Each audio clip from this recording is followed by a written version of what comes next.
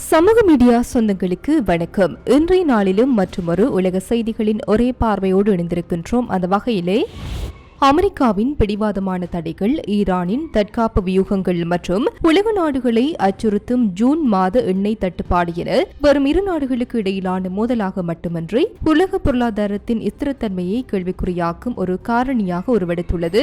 இந்த பின்னணியில் தற்போதைய அரசியல், ராணுவ மற்றும் பொருளாதார நிலவரங்களை ஆழமாக பரிசீலிப்பது அவசியமாகிறது.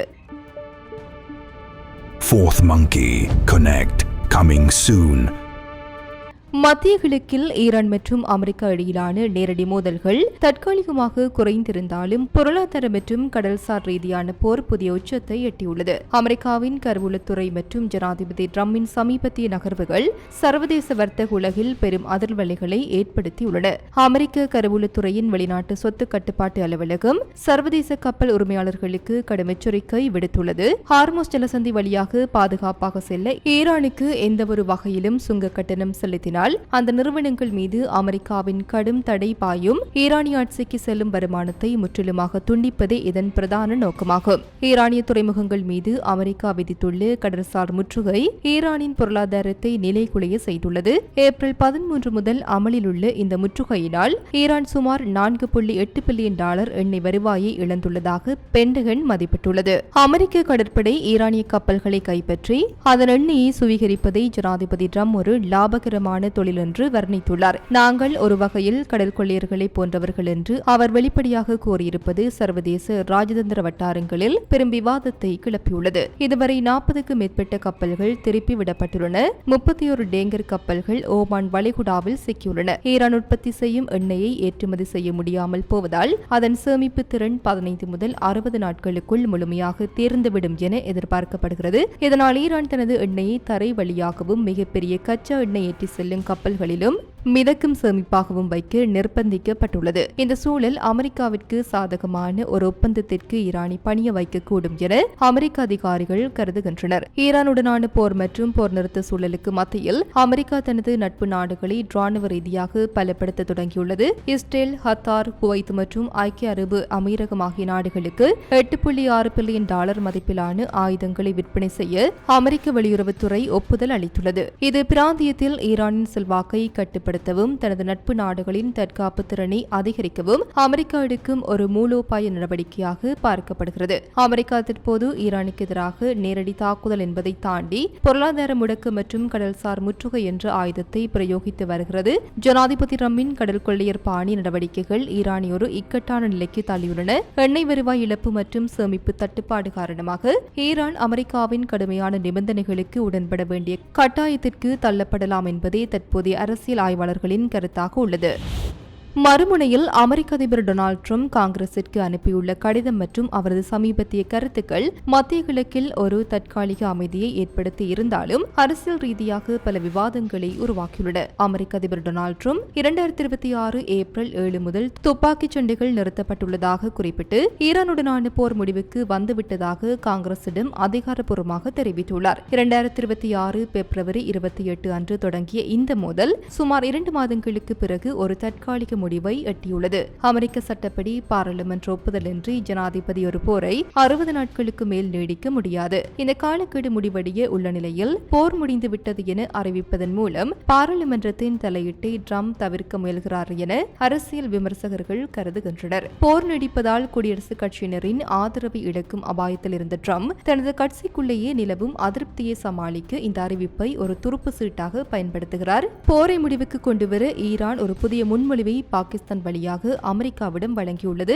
இதில் கவனிக்கப்பட வேண்டிய முக்கியமான விடயம் அணுசக்தி விவகாரங்களை விட ஹார்முஸ் ஜலசந்தியில் பாதுகாப்பை உறுதிப்படுத்துவதற்கும் பகைமையை முடிவுக்கு கொண்டு வருவதற்கும் ஈரான் முக்கியத்துவம் அளித்துள்ளது. ஈரானின் இந்த திட்டங்கள் குறித்து தான் திருப்தி அடையவில்லை என ட்ரம்ப் பகிரங்கமாக தெரிவித்துள்ளார். ஈரானிய அரசாங்கத்தின் ஒருங்கிணைவற்ற செயல்பாடுகள் ஒப்பந்தம் எட்டப்படுவதை தடுப்பதாக அவர் குற்றம் சாட்டியுள்ளார். ஈரானுக்கு எதிரான வெற்றியை அமெரிக்கா அடைந்து விட்டதாக ட்ரம்ப் கூறினாலும் சில முக்கிய எச்சரிக்கைகளையும் அழைப்பையும் விடுத்துள்ளார். ஈரானிடமிருந்து வரும் அணு ஆயுத அச்சுறுத்தல் இன்னும் முழுமையாக நீங்கவில்லை. இந்த பிரச்சினை மீண்டும் சில ஆண்டுகளில் தலை தூக்கக்கூடாது என்பதில் அமெரிக்கா உறுதியாக உள்ளது. எனவே முழுமையான சாதகமான நிலையை எட்டும் வரை அமெரிக்கா ஈரானிய விவகாரத்தில் இருந்து முழுமையாக விலகாது என்பதை ட்ரம்ப் தெளிவுபடுத்தியுள்ளார். வன்முறை நிறுத்தப்பட்டாலும் ஈரானிய துறைமுகங்கள் மீதான ராணுவ முற்றுகை இன்னும் தொடர்கிறது. இது ஈரான் மீதான அழுத்தத்தை அமெரிக்கா இன்னும் தளர்த்தவில்லை என்பதை காட்டுகின்றது. ஜனநாயக கட்சியினர் மற்றும் சில குடியரசுக் கட்சியினர் நிர்வாகம் முழுமையாக இந்த பிரச்சாரத்தை கைவிட வேண்டும் என தொடர்ந்து வலியுறுத்தி வருகின்றனர்.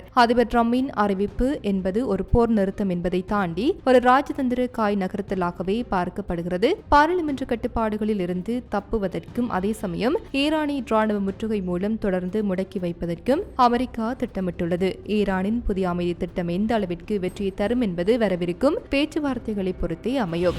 அடுத்து ஈரான் இஸ்லாமிய குடியரசின் தற்போதைய அரசியல் மற்றும் ராணுவ நிலைப்பாடுகள் குறித்து அந்த நாட்டின் உச்சத்தலைவர் அயதுல்லா சையத் முஜ்தபா கமேனி மற்றும் ராணுவ தளபதி மேஜர் ஜெனரல் அமீர் ஹதாமி ஆகியோர் வெளியிட்டுள்ள செய்திகள் சர்வதேச ரீதியில் முக்கியத்துவம் பெறுகின்றன. ஈரான் தனது 47 ஆண்டுகால போராட்ட வரலாற்றில் ராணுவ ரீதியாக ஒரு புதிய உச்சத்தை எட்டியுள்ளதை தலைவரின் உரை உறுதிப்படுத்துகின்றது. சமீபத்திய மோதல்களின் பின்னணியில் ஈரான் தனது அபாரமான ராணுவ திறனின் ஒரு பகுதியை உலகிற்கு பறைசாற்றியுள்ளதாக குறிப்பிடுவது இனிவரும் காலங்களில் எதிரிகளின் அச்சுறுத்தல்களுக்கு ஈரான் தயங்காமல் பதிலடி கொடுக்கும் என்பதை காட்டுகிறது. ராணுவ தளபதி மேஜர் ஜெனரல் அமீர் ஹதாமியின் கூற்றுப்படி ஈரான் ராணுவம் புரட்சிகரமான ஆழ்ந்த பார்வையுடன் மிக உயர்ந்த தயார் நிலையில் உள்ளது. இது வெறும் தற்காப்பு நடவடிக்கை மட்டுமல்ல, பிராந்திய ஒருமைப்பாட்டை பாதுகாப்பதற்கான ஒரு வலிமையான எச்சரிக்கையாகவும் பார்க்கப்படுகின்றது. தலைவர் ஹமேனியின் செய்தியில் ஒரு சுவாரஸ்யமான ஒப்பீடு காணப்படுகிறது. அவர் தேசத்தின் முன்னேற்றத்தை அறிவு மற்றும் செயல் ஆகிய 2 தூண்களில் பொருத்துகிறார்.